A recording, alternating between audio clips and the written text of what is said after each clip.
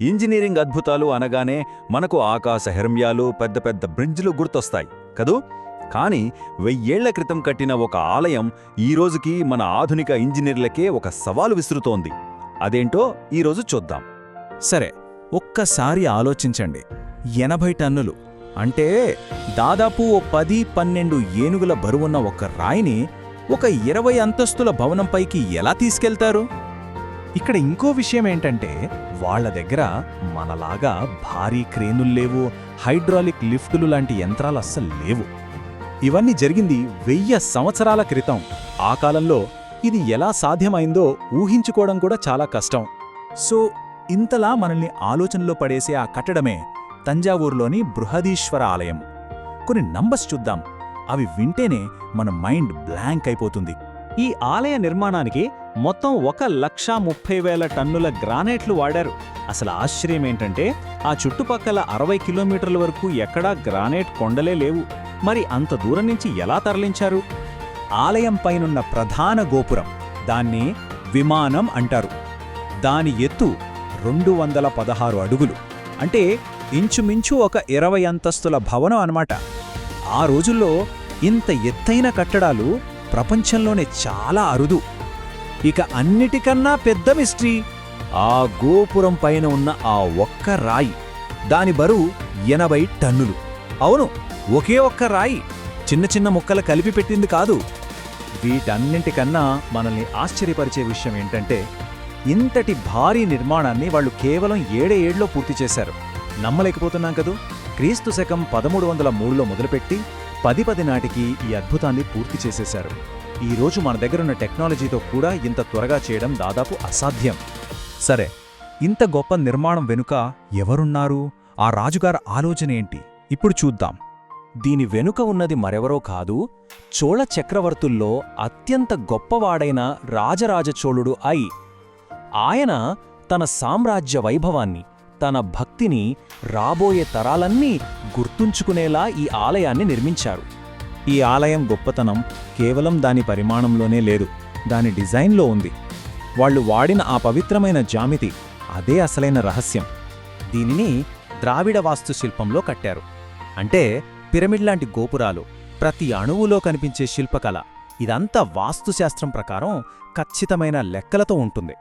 ఈ టెంపుల్ 1000 ఏండ్లుగా ఎందుకు ఇంత బలంగా నిలబడిందో చెప్పేవే ఈ సూత్రాలు. చూడండి, మొత్తం గ్రానైట్తో కట్టారు. రాళ్ల మధ్య సిమెంట్ లాంటివి ఏమీ వాడలేదు. ఒకదానికొకటి ఇంటర్లాక్ అయ్యేలా చెక్కారు.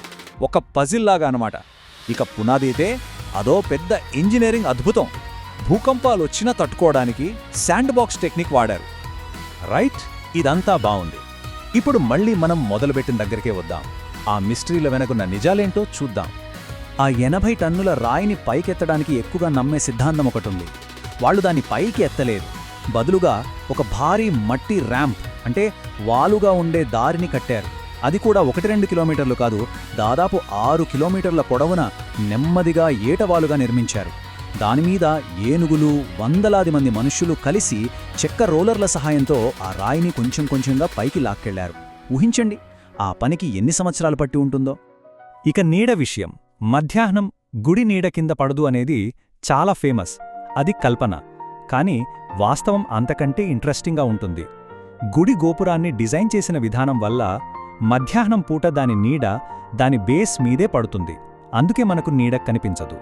ఇదో మ్యాజిక్ కాదు, పర్ఫెక్ట్ జియోమెట్రీ. సో బృహదీశ్వర ఆలయం అంటే కేవలం ఒక గుడి కాదు, అదొక టైం క్యాప్సూల్. ఒక నాగరికతకు సంబంధించిన చరిత్ర మొత్తం ఆ రాళ్లలో దాగి ఉంది. ఒక్క మాటలో చెప్పాలంటే ఆలయాలనేవి కేవలం పూజా స్థలాలే కాదు, అవి ఆనాటి ప్రజల జ్ఞానానికి, సంస్కృతికి, వాళ్ల జీవిత విధానానికి తెరిచిన కిటికీలు. ఈ మాట బృహదీశ్వర ఆలయానికి అక్షరాల సరిపోతుంది. ఇదొక కల్చరల్ టైం క్యాప్స్యూల్. ఎందుకంటే ఆ గోడల మీద 600 మందికి పైగా పనివాళ్ల పేర్లు, వాళ్ళకిచ్చిన జీతాలు చెక్కారు. 1000 ఏళ్ల నాటి పెయింటింగ్స్ ఇప్పటికీ ఉన్నాయి. క్లాసికల్ డాన్స్కి సంబంధించిన 81 భంగిమలు ఉన్నాయి. ఇక గుడి ముందున్న నంది విగ్రహం, అదొక్కటే 20 టన్నుల బరువుంటుంది. అది ఏకశిల.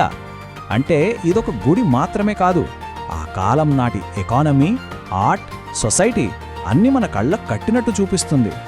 మరి ఇంతటి గొప్ప కట్టడం ఈ రోజు మనకు ఏం చెబుతోంది? దాని సందేశం ఏంటి? ఈరోజు బృహదీశ్వర ఆలయం ఒక యునెస్కో ప్రపంచ వారసత్వ సంపద. కాని అంతకన్నా ముఖ్యంగా అదొక లివింగ్ టెంపుల్, సజీవ ఆలయం. అంటే 1000 సంవత్సరాల క్రితం అక్కడ ఎలా పూజలు జరిగేవో ఈ రోజుకి నిరంతరాయంగా జరుగుతూనే ఉన్నాయి.